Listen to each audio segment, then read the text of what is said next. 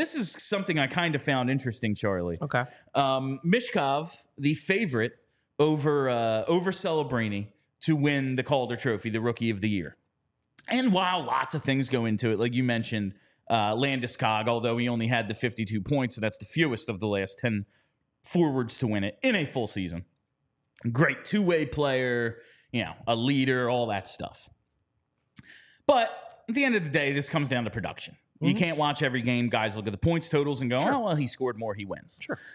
Michkov over-under right now, 46.5 points. Now, it is juiced to the over. It's favored to go over, minus 140. Under is plus 110. Right. So if he goes under, you make a decent profit there. They're expecting him to score more than 47 points. That is the expectation. However, Celebrini is at 52.5, and it's minus 110 each way, which is basically just we think it could go either way. It's basically even, but the book gets their juice no matter what. It's a little surprising, and I know you're not a big betting guy, so we're not going to turn this into just like a sports book conversation. I can try to keep up. But it's you understand math. Like, they expect Presumably. Celebrini to hit 52 at least. Okay. They expect Michkov to go over 46.5, but, his total is set below that. How do you square these things? Like, yeah, we expect Celebrini to score more, but we think this guy's the favorite. Is it just the way he's going to play, how exciting he's going to be? Like, what do you think makes Michkov the favorite here? I mean, he's not that much of a favorite. They're pretty darn close. Yes, it's very close. It could potentially be, possibly there's a theory that Michkov might be more have a higher propensity for injury. That maybe he will have a higher point per game rate, but won't score as many points. That could play into it a little bit. Maybe, and again, like, I'm speaking from the perspective of someone who doesn't give a shit about sports gambling, but like, maybe they just want more people to bet on the Michkov line because, like, we literally have people in our chat throwing out the call letters for Michkov's flight that we don't even know he's on. Like, these sports books know that Flyers fans are going to bet an insane amount of money on anything with the words Matvei Michkov on it. Maybe they're just trying to facilitate as much money in the pot as possible here. That does make a ton of sense. Like, make him the favorite because one, Flyers fans are going to bet him. Yeah. And two, it's like, oh, this guy's favorite over I know Celebrini. Yeah. Oh shit, I'm going to take the favorite. Like, there is always so much of like the favorite betting, and then you see, like, yeah, he is probably going to score more than 46 points. Let's juice that. So if he does, we're not like taking a huge loss here. Yeah. So I do see it from that perspective. I just found it odd that like he's the favorite, but he's like his total is less. I don't know. And then like I don't know all the ins and outs. Like, oh well, with the juice, it's actually he's expected to score more. I'm not great, but I have a general understanding. I just found it funny, but I bring all this up to be like, we got that question about when is the Michkov mania going to hit, and when he does something. Like his first Michigan goal is Are you implying that Michkov mania hasn't already hit? Nationally. Oh, nationally. Okay. And while maybe it hasn't hit nationally, at least the sports books, like the one I used for these odds, in terms of regular season points totals, it's not like they have the entire league. That shit will hit everywhere, September. But for right now, in the middle of July, there's 5 dudes listed. Makar, Bedard, McDavid, Celebrini, and Matvei Michkov. It's hit the sports books. Like, there is at least demand. Like, someone is on the phone. Flyers fans are bonkers. There is someone on the phone with customer service going, I want to bet Matvei Michkov. What odds will you give me? Yeah. And they'll go, all right, shit, we'll list it and see how many people put it bet on there. Yeah, like, that's how these things happen, is people who like to bet these deep futures are like, I want to bet him. Yep. Give me some odds. Yep. And they go, all right, here you go. I guess we're giving the odds. Like, and something tells me they've got a lot of calls about Michkov, and they're like, well, fuck, he's the favorite then.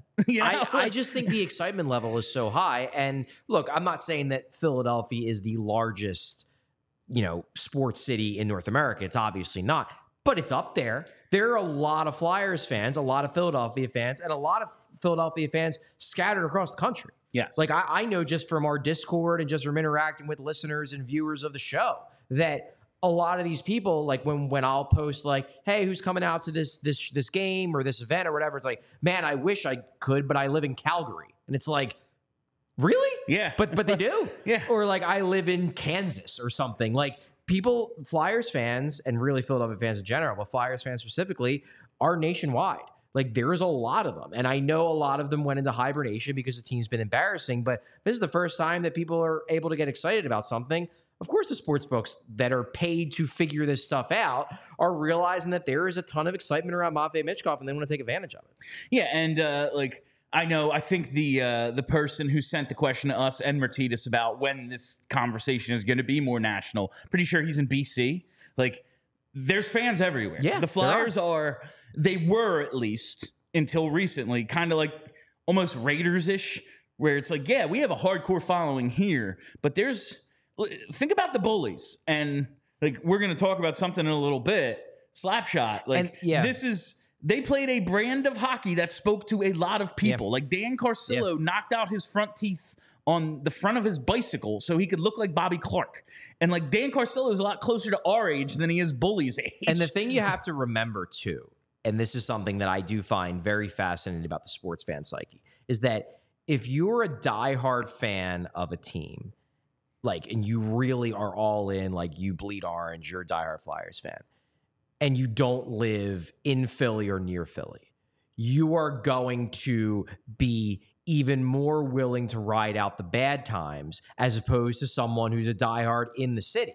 Because if you're diehard in the city, it's like, whatever. Like, I'll just follow the Phillies. They're better. Like, I'll put the Flyers in the back burner. Eagle season, when they get good, I'll go back on being full-on Flyers fans. If you're a Flyers fan in San Francisco, like that's part of your identity. If you're a diehard, and like who cares if they've been bad for 15 years? I'm a friggin' Flyers fan. My friends know me. Like, no, I'm not the Sharks fan. I'm not like, or I'm not the Niners fan. I'm the Eagles fan, and I'm going to deal with all the shit that I take for being an Eagles fan in enemy territory because it's going to be all that much sweeter when they turn the tide and get good. Like, one thing I'll equate this to, and this is a conversation I had with it was an NHL employee. This was in, I want to say, like the early part of the 2010s. It was during the period when the Islanders really stunk.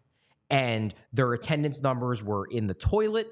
It was, they didn't know what the stadium was going to be and whatnot. And I remember having a conversation, be like, why hasn't there been any talk like there was when Pittsburgh was in the toilet about moving the team or about contracting the team or whatever? Why don't I hear anything like that? And what he told me was, here's a big part of it. Yes, you look at the attendance numbers in wherever they're playing, whether it's Brooklyn or Nassau, whatever, and they're shit. Absolutely. Go ahead and look at their road attendance numbers. Their road attendance numbers are really, really good because there were a lot of Islanders fans scattered across the country that whenever the Islanders would come into town, they'd all go. And all of the all of the home teams in other places would get a boost when the Islanders played because they were a national fan base. Flyers, it's kind of the same thing where like there's a lot of people that are across the country that are diehard Flyers fans that show up at Flyers games, not because they travel from Philly to Minnesota, but because they live in Minnesota and they never stop being a Flyers fan. And like especially when you talk about like the Sun Belt teams. Like, what are we? We're the Northeast, just like the Islanders. They had their run in the 80s where they were legit, they won 4 in a row. And they were bad for years, but the fans that they generated from those 80s teams, they stuck. And you also have the Snowbirds and everything. Like, a lot of people leave the Northeast and go to Arizona, to Dallas, like go to warmer places, and those fans are there. It's kind of the whole idea behind Slapshot. We all silly like the mayor.